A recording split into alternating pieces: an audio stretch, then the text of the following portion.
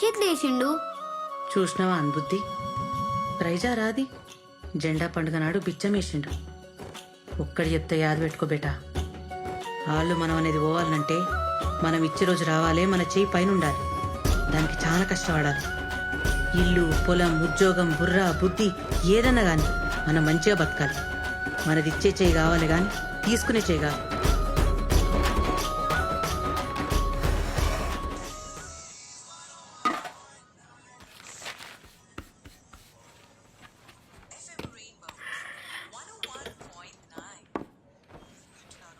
దీరు time అయింది, లేవురా.